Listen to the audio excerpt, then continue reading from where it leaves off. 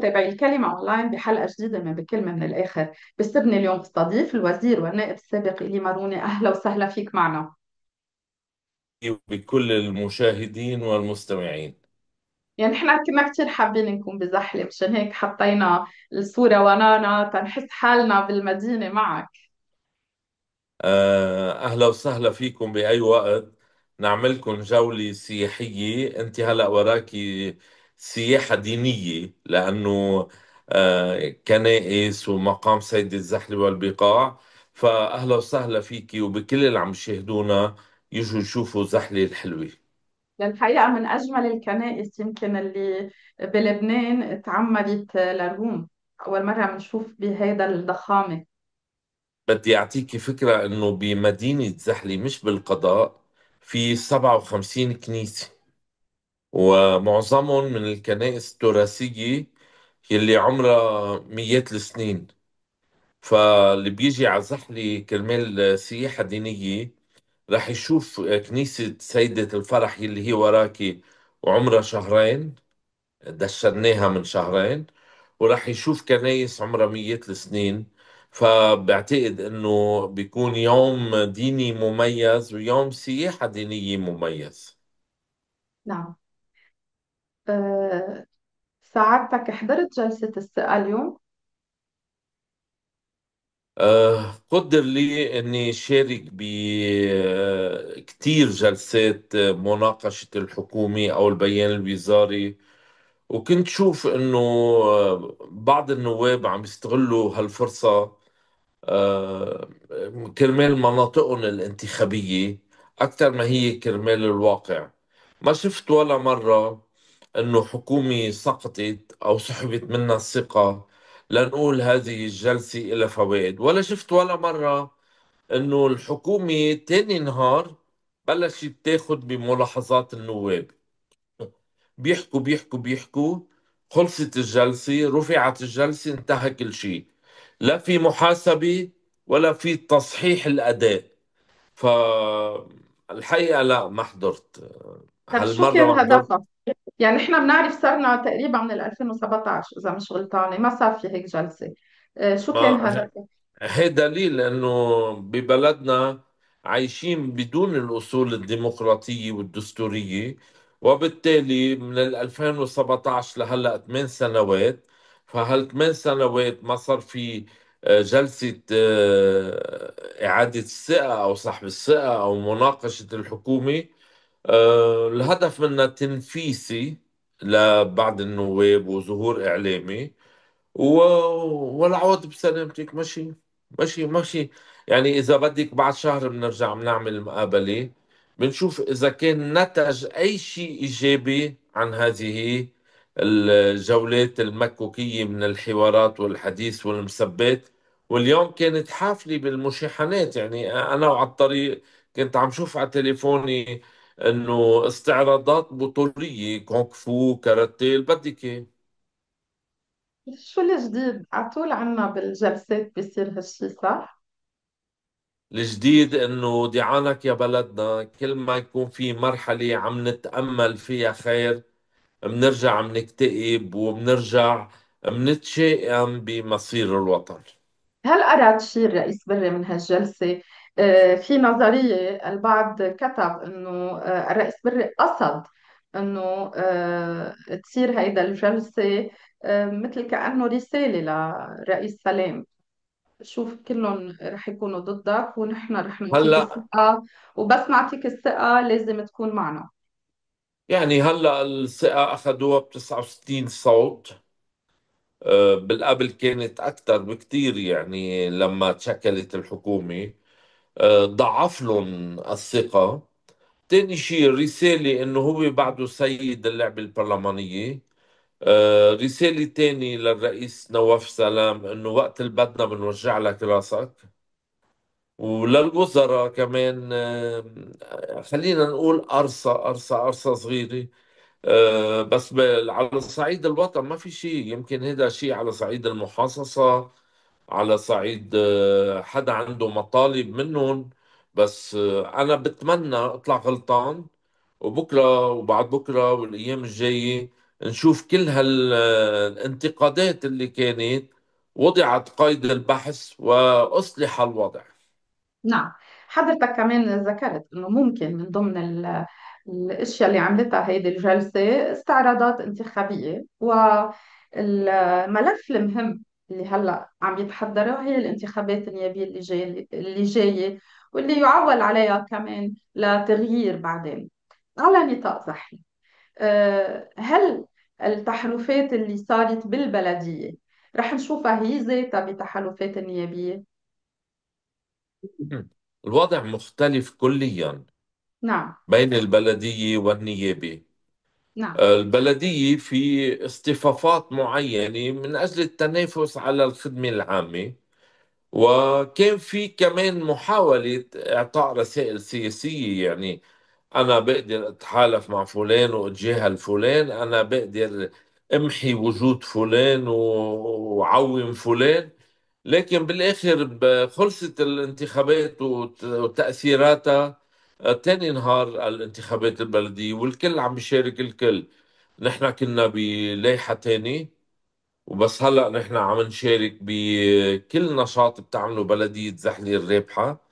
ولأنه هاي بلديتنا ومدينتنا، ولأنه خلصت الانتخابات وآن الأوان. أما النيابي، فالنيابي يعني ما بتقدري تحطي آه، المتناقضات السياسية بلايحة وحدة، لأنه رح يكون عندها خطابها السياسي. وبالتالي بالسياسي عدو اليوم حليف الغد، حليف اليوم عدو الغد، كله بيجوز. وبعد بكير كتير لنحكي بالتحالفات وبالأسماء، لأنه بعد بتتغير الأمور على الإنسان اللي عنده طموح يترشح على النيابي، يعمل شغله، يعمل الدوار تبعه. والأيام يعني خلينا نقول من رأس سنة ورايح، بعتقد بلش شوي معالم اللوائح الأربعة أو خمسة اللي ممكن يتشكلوا بزحلي. نعم. بس في قراءة أو معالم لايحة بلشت تتبين فيها حضرتك وكاماروني طبعا ممثل عن الكتائب، وفيها كمان ممكن النائب السابق سيزار معروف وكاثوليكي النائب ميشيل الظاهر. هل معقول هيدي اللائحة تتشكل؟ لكن أنا سيزار صديق عزيز على قلبي نعم. وبتمنى له التوفيق، والنائب ميشيل ظاهر أيضا صديق عزيز. بس بعد ما حدا حكي معي أنا بهذا الموضوع، يعني ما بقدر جاوبك. أنا بسمع مثلك بهيدي الأخبار، بس أنا عمليا بعد ما حدا حكي معي. نعم. لذلك قلت لك بكير. بس أنا ما عندي مشكلة لا مع سيزار ولا مع ميشيل ظاهر ولا مع القوات ولا مع غير القوات، لأنه أنا من الأول منتهج سياسة الانفتاح والتعاطي والتعاون مع الجميع من أجل خير زحلي ومصلحة زحلي، والبقاء نعم. أكيد. يعني نحن بنقول قضاء زحلي. صحيح. ولكن مش يعني ما نكون بعاد كحضرتك تمثل الكتائب، مش بعاد عن هيك تحالف ما عندكم مشكلة. قلت لك التحالفات مرات بتركب آخر دقيقة. سبق والكتايب دعموا ميشيل ظاهر بال 2022 وإن كنت أنا بعيد عن مم. الساحة. و... وسبق وكنت أنا وسيزار بلايحة وحدة سنة ال 2018. يعني هالأسماء مش غريبة عن التعاطي السياسي فيما بيننا. نعم. بس هيدي اللائحة إذا حضرتك فيها عم نفترض ألا تشكل خطر على حضرتك؟ لأنه المقعد الماروني هو بيصير الأقل حظا، يعني عم بيكون في بالمقابل القوات، والمقعد الكاثوليكي رح يكون هو الأكثر حظا فيه. هذا القانون يلي نحن رفضنا نصوت عليه، وأنا كنت نائب أنا ذاك رفضت صوت عليه. هذا القانون يلي أنتج مرات نائب ب70 صوت، وسقط يلي أخذ 3000 صوت على نفس المقعد. ما بنعرف شو بيصير. كل إنسان وشغله، كل إنسان هذا القانون وحظه، مش أصواته. لأن ممكن ياخذ 10000 صوت ويسقط. ففي قدامنا او نقعد بالبيت ما بنتعاطى بالانتخابات، او بدنا نخوض غمار الانتخابات مع كل عواقب هذا القانون الوخيم. بدك يعني رح انا تفوتها صح؟ على الاقل من الناحيه الشخصيه أنا مرشح، بيبقى بعد في قرار حزب الكتائب يلي أنا بلتزم فيه. فإذا قرروا دعمي بيكون زيت وزيتون، وإذا قرروا عدم دعمي بلتزم عدم الترشح. نعم. بس بعتقد رح يدعموني. نعم. بعتقد. بحضرتك كمان كنت شوي واضح انه ما كنت راضي عن كل التحالفات اللي صارت بالبلدية، وكمان زيادة طلع في كتير اخبار بزحلة انه صار في انقسام بالشارع الكتائبي كمان، لانه ما كان الشارع راضي كمان عن كل هالتحالفات. هل رح يتاخد هالشي بعين الاعتبار بالنيابية؟ يعني هل رح يندرس تحالفات كرمال ما نرجع نشوف هيدا البلبلة؟ يعني حكينا كثير عن الانتخابات البلدية، وفي كتار بيتحملوا مسؤولية ما حدث. أنا قلتها بكل وسائل الإعلام، على التلفزيونات. أنا لم أشارك في أي قرار، لكنني التزمت تنفيذ القرار. وبعتقد هاي الجملة واضحة بما فيه الكفاية. التزمت مع حزب الكتائب واشتغلت بالخيار، لأنه هيك لازم يكون، هيك لازم مم. أعمل. بس أنا مانيش شريك بهذا القرار، لأنه كان بده دراسة أكثر ووعي أكثر. نعم. لكن فعليا على الأرض بعد ما صار في أي تحركات لا من حضرتكم ولا لا من غيركم أبدا أبدا أبدا، ولا بعد غير ما حد. أحزاب؟ هلا بعتقد انه الاحزاب عم بيشغلوا، عم بيعدوا مكاناتهم الانتخابيه، عم نعم. يعملوا اجتماعات تنسيقيه. انا على الاقل يوميا بلتقي ب 100 شخص، بالضياع بالمدينه بالمناسبات بكذا. وطبعا الحديث بيناتنا هو الانتخابات النيابيه. آه، لكن بعد الشغل العملي ماكينة انتخابية، تعليق صور، زيارات جماعية بعد ما حصلت هاي بكير. نعم. نعم. هل معقول نشوفكم مع القوات؟ أنا ولا مرة حدا شافني إلا مع القوات، لحديت هلا بال 2005، بال 2009، بال 2018. بكل المحطات اللي ترشحت فيها كنت أنا والقوات بمركب واحد. أنا طيب الكتايب، يعني مش أنا إيلي ماروني، أنا حزب الكتايب، لأني كنت بالثلاث مرات مرشح حزب الكتايب. نعم. وهل يعني رح بعرف رح تقلي إنه بعد ما حكيته، بس هل هذا هو السيناريو الأقرب كمان هيدي السنة؟ هيدا اللي لازم يكون، هيدا هيدا اللي لازم. لازم يكون. بحكم صداقتك مع النائب سيزار معروف، هل عندك معطيات إنه كمان في كلام، ما في شيء مؤكد انه كمان معقول النائب معروف يرجع كمان يترشح مع القوات؟ آم، يعني أنا من مدي لمدي بلتقي أنا وياه بنحكي شوية سياسي. الحقيقة إنه لظروف ضاغطة علي وعلي صرنا من وقت انتخابات البلدية ما التقينا. بوعدك الأسبوع القادم روح زوره ونحكي بهذا الموضوع. ما عنديش معلومات، يعني ما بسمح لنفسي احكي بشيء ما عندي فيه معلومات. نعم. رح ننتقل على موضوع كثير مهم بزحلة وطبعا هو خطير إلى حد ما حضرتك تفسر لي كمان موضوع الأراضي وتهديد بخطر التغيير الديموغرافي والطائفي. رح نبلش بالأراضي اللي انحكى فيه، موضوع الأراضي التي يتم بيعها، ونرجع نفوت بتفاصيله. حضرتك عندك معطيات عنه بليز؟ مش عندي معطيات، اشتغلت كتير على هذا الموضوع ورح جاوبك جواب أنا عملته بتقرير، حكيته بكركي باجتماع للقيادات المارونية. نعم. كان وقتها الرئيس أمين جميل، دكتور سمير جعجع، الوزير فرنجية، العماد ميشيل عون، ولم يكن قد أصبح رئيسا للجمهورية، وكل النواب الموارنة. طلب مني أنا عدة تقرير حول موضوع بيع أراضي المسيحيين لغير المسيحيين. فباختصار شديد قلت لهم نضل نطلع نحكي ونستنكر بيخلص البلد وبيخلصوا ال10,000 و452 كيلومتر نحن عم نحكي. هذا الأمر بده فعل. أنا ما بقدر أمنع المسيحي يلي محتاج أو بده يسافر أو بده يفوت ولاده على المدرسة يبيع عقاره إلى غير مسيحي إذا ما عنده زبون مسيحي. تاني شيء القانون ببيح بيع الأراضي. كيف بنتصدى لهالظاهرة؟ حفاظا على ديموغرافية المدينة والبلد، لبنان كله مش بس زحلة.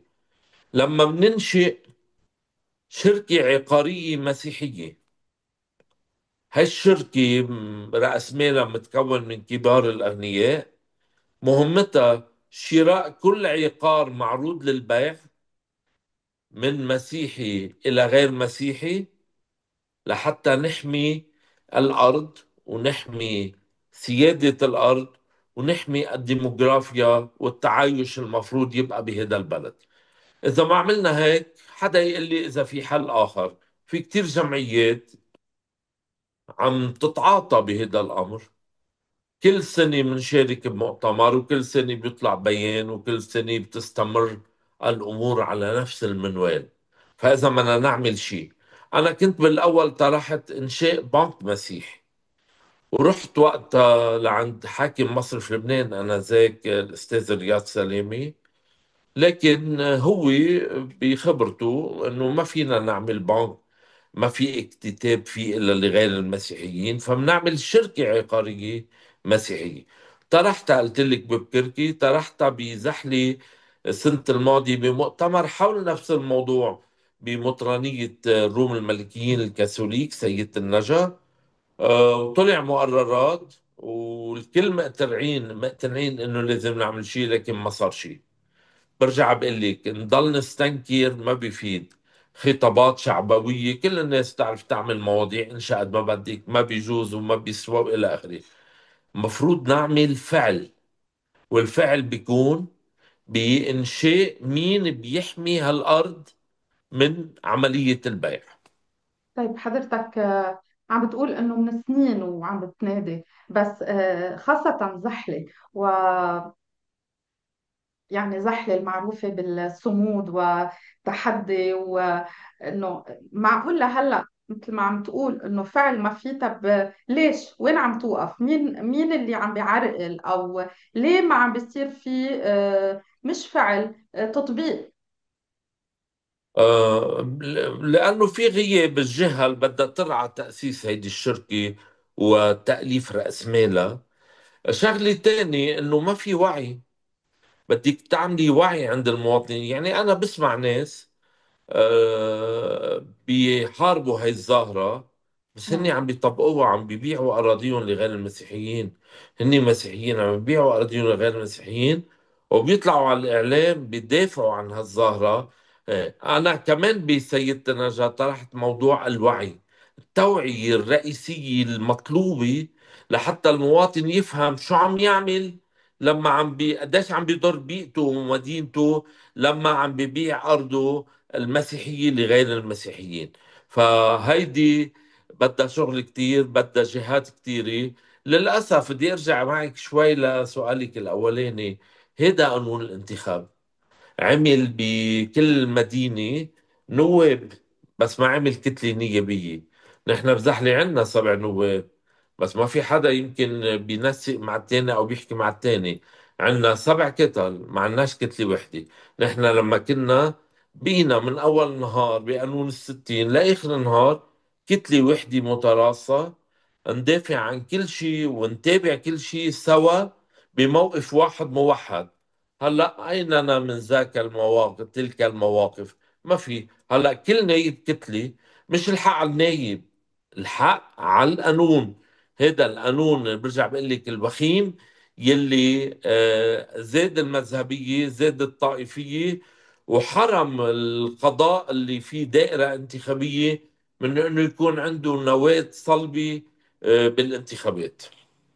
ساعتك في عمليات عم ينحكى عنها، كمان خطرة عم بتصير. مثلا في سماسرة اللي هي شغلتها انها تلاقي اراضي وتبيع، عم بتفتش عن هيدي العالم، الاشخاص اللي هن بحاجة واللي هن الحالة معهم ضيقة شوي تنقول، وعم بيصير في ابتزاز لهم من قبل حدا مدينهم مثلا، هي بس وعامل لهم بالاخر خدمة. المالك هو اللي بده يمضي عقد البيع، المالك بس ما هن عم يلي. بيبتزوه سعادتك، يعني عم بيحشروه بمدفوعات، عم انا بينجروا قلت لك لا القانون بيمنع البيع، قلت ولا الوضع الاجتماعي والاقتصادي والإنساني بيخلينا نمنع البيع، لكن لازم يكون في توعية شديدة حفاظا على ما تبقى من أراضي، حفاظا على ما تبقى من ديموغرافيا، خصوصا أنه زحلة هي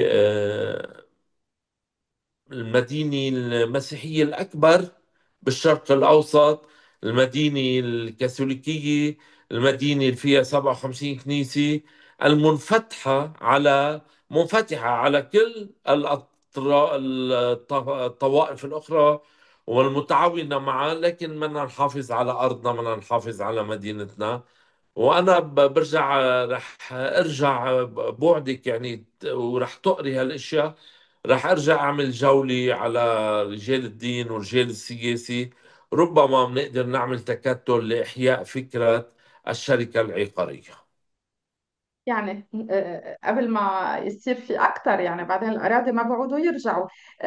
هل عندك معلومات عن أحد رجال الأعمال اللي انحكى عنه المعروفين بزحلة، واللي معروفين حتى بمبادرتهم الإنسانية، ولكن تحت الطاولة هو عنده الإيد ببيع هيدي العقارات؟ بعرف كل صراحة، الناس بعرف الأمور عارفانين، مثل ما كل هي. الناس عارفانين من هو، وكل الناس عارفانين انه هو شاطر بالبيانات المساعدات يلي بيقول انه قدمها، وهي مش كاملة ومش شاملة عن مين عم ومش نحكي صح. سعادتك؟ خلينا نبلش نقول نعم. للعالم عن مين عم نحكي يعني.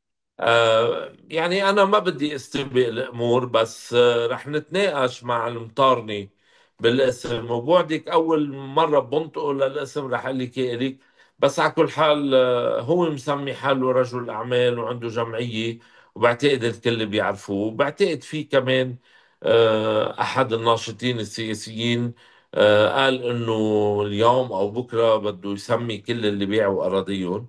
بعتقد لازم نسميه، بس أنا خليني أتأكد أكثر، وراح أعلنها من عند المطارني إنه فلان يدعي إنه هو موجود لتعزيز الوجود المسيحي عم ببيع أراضيه إلى غير مم. المسيحيين. هل هو بالسياسة، شخص بالسياسة، ولا فقط رجل أعمال؟ لا، هو طامح ليكون شيء بالسياسي، هو رجل أعمال مم. لكنه طامح ليشتغل شيء بالسياسي، بس بعيدة بعيدة عنه كتير، بعيدة عنه، إيه؟ بالتحدي نعم. قريب لأي حزب. مرة زارني من شي كم سنة، نعم. سألوا حدا موجود عندي أنت مع مين؟ قال له اللي بياخدني بكون معه، حرفيا. فما بقدر أقول لك إنه مع أي حزب، بس ما بعرف إذا بكرة المصاري بتغري شي حزب ياخدوا معه. هو متمول كبير، لكن ساكن بزحلة، متمول موجود بس مش بلبنان. كبير، متمول، هو بيقول إنه متمول، ما بعرف، نعم. هيك ما بعرف. حضرتك تعتقد هالأراضي اللي عم تنباع فعلا بداعي تغيير الديموغرافية، ولا في لها أسباب غير؟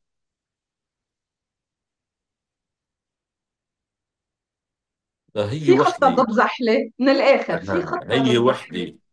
أي بيع للأراضي بشكل لافت وكبير يؤدي إلى تغيير الديموغرافيا.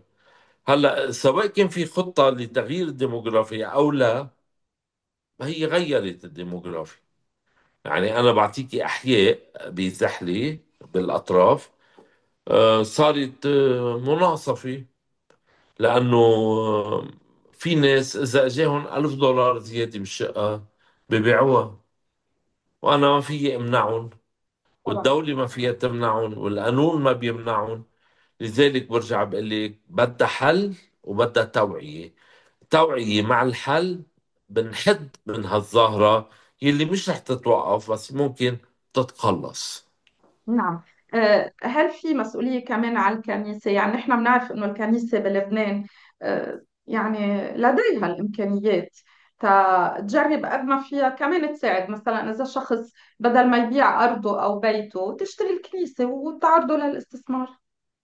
نحن مرتبطين بالكنيسة وهي مظلتنا. عنا ملاحظات، عنا مآخذ، لأنه هي مفروض تكون الحل. مم. مفروض تكون الحل، مفروض هي الجهة اللي بيسمعوا لها وبيحترموها كل الناس.